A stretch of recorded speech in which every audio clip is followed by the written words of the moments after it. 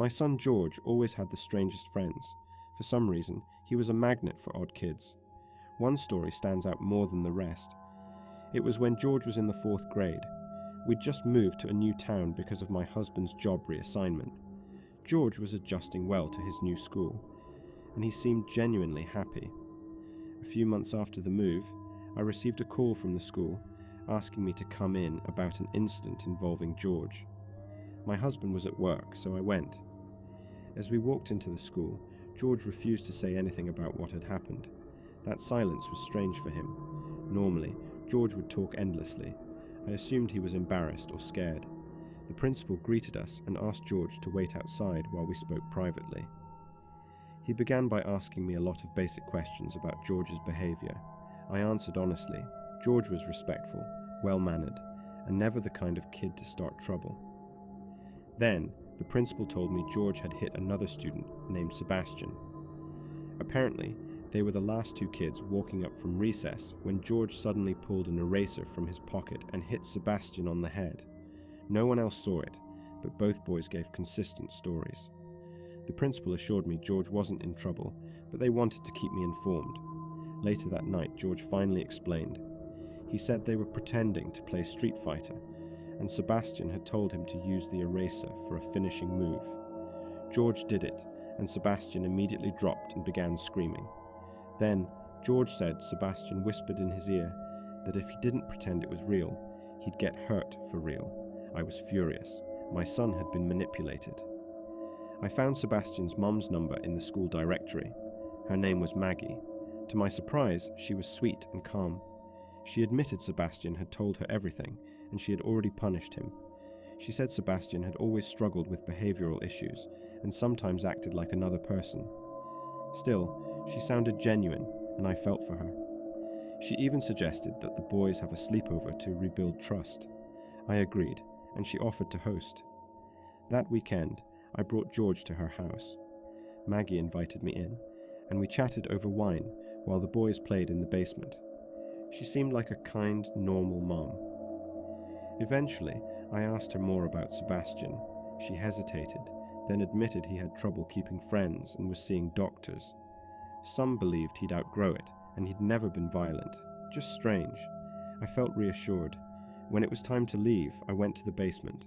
The boys were playing Battleship, laughing like old friends. I kissed George goodnight and went home. The next morning, when I picked him up, George looked happy, but once we were in the car, he started crying. Through tears, he told me what happened. In the middle of the night, George woke up and heard whispering. It was coming from the basement bathroom. He saw candlelight and Sebastian inside, talking to the mirror, calling himself Mr. Jim. George watched silently as Sebastian spoke in a strange language. Then the light went out. A while later, George heard whispering again, this time right above him. He was too afraid to move. Eventually, Sebastian went back to sleep as if nothing happened. George never brought it up with him. I was horrified. I called Maggie. At first, she laughed it off. But after I pressed her, she admitted Sebastian's issues were more serious. A doctor had mentioned multiple personality disorder. They'd moved twice before, after similar incidents. Then, she asked me not to tell the school. I didn't know how to respond. I just hung up. Before I could decide what to do, the school sent out a notice. Sebastian had attacked another student at recess. He was expelled.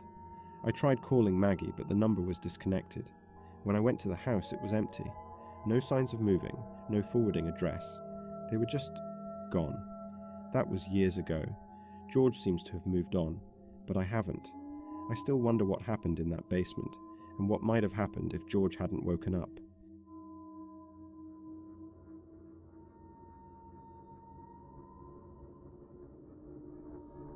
My eldest son started sleepwalking when he was about 8 or 9. I'd heard that some kids go through phases like that, so I wasn't too concerned at first. It was strange, sure, but I figured it was just one of those childhood quirks that would pass. I'm a light sleeper, so it didn't take long for me to notice. He couldn't sneak anywhere in the house without me waking up. Most nights, I'd find him standing in the hallway just outside my bedroom door, rocking slightly on his heels. His eyes were open, but they weren't seeing anything. That was the part that always gave me chills.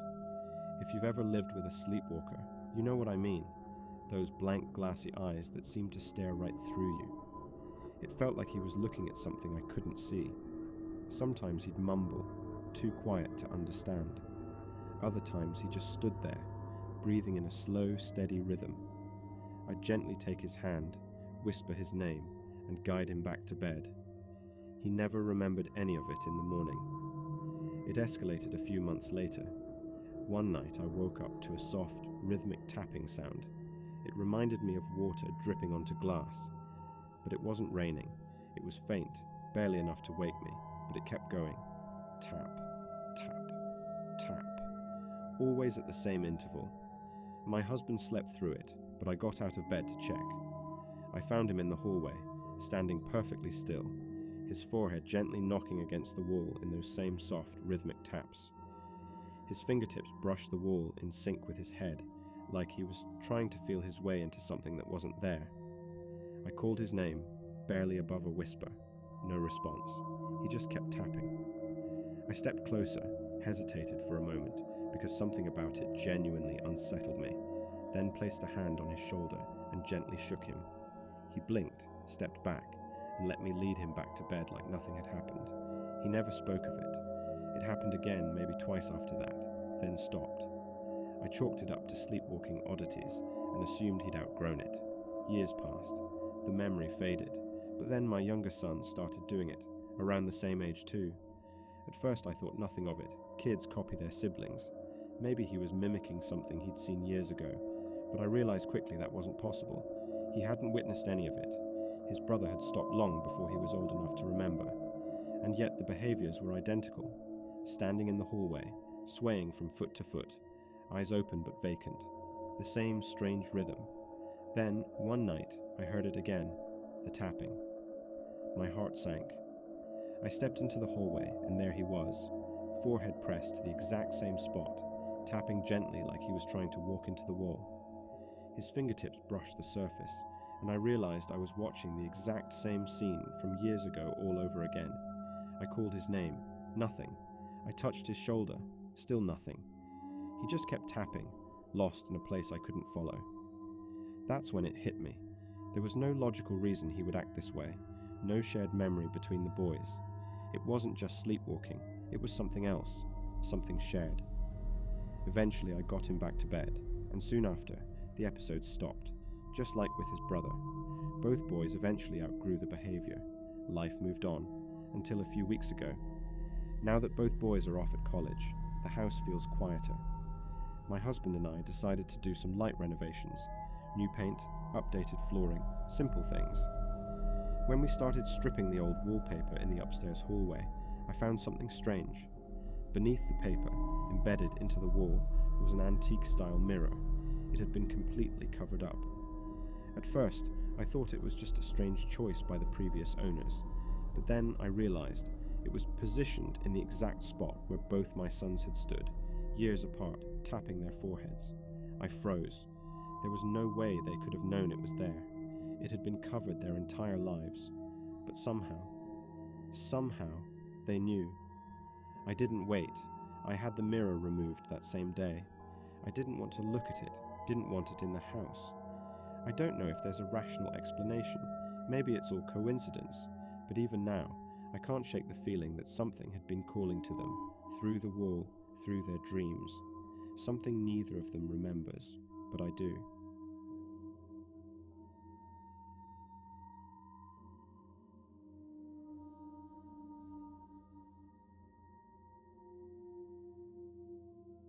I'm a single mother of 2. My ex-husband and I take turns watching the kids month to month. My son Luke is 15, and my daughter Melissa is 10. This happened just a few months ago. I had to do some late-night grocery shopping after work. Earlier that day, Luke texted me that he was going out with some friends. It was a Friday night. I wasn't thrilled about him leaving Melissa alone, but 10 is an age when many parents start allowing their kids a bit more independence. And truthfully, I couldn't expect Luke to babysit every time.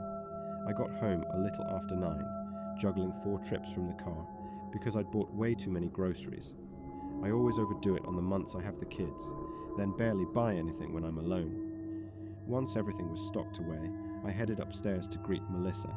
I heard the shower running, so I figured she was winding down for the night. I didn't want to interrupt, so I went back downstairs, plopped onto the couch, and turned on a Netflix show. Half an episode passed, and I realized the water was still running. That irritated me. Hot showers aren't cheap, and I'd always taught my kids not to waste water. I headed back upstairs to knock on the bathroom door. I knocked and called out, reminding her not to take too long. No answer. I went back down, trying to give her another few minutes, but the nagging feeling wouldn't go away. I went back up again, this time knocking louder, even calling her name with some frustration. That's when I noticed something strange. The light under the bathroom door was off. The shower was still going, but the light was out. That didn't make any sense. I tried the doorknob. It was locked. But our interior locks are old and can be easily opened with a fingernail or coin. So I pushed the door open, now more concerned than angry. As the door creaked open, I flipped the light switch and stormed in, still half expecting to scold Melissa. But what I saw stopped me cold. There, lying flat in the bathtub, was a woman, not Melissa, a fully grown, withered-looking woman, probably in her 50s. She was lying in the tub, water pouring down over her fully clothed body. I screamed. I screamed louder than I ever had before. My back hit the mirror, and all the items on the counter went crashing to the floor. I was frozen, overwhelmed by shock and terror. The woman slowly sat up and looked directly at me. Her long grey hair hung wet and limp across her face. She didn't say a word.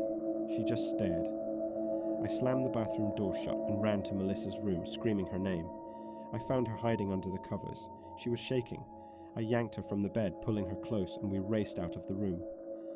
As we passed the bathroom, I saw that woman standing in the doorway, soaked, unmoving, watching us. Everything about her, her movements, her face, looked wrong, like a zombie, like something that shouldn't be alive. I grabbed my phone and rushed Melissa with me into the basement spare room. I locked the door and called the police. While we waited, Melissa told me she'd heard the front door open and thought it was me returning from the store. But when she peeked, she saw a terrifying stranger walking slowly up the stairs. That's when she hid in her room. Turns out Luke had left the front door unlocked when he went out. The police arrived quickly.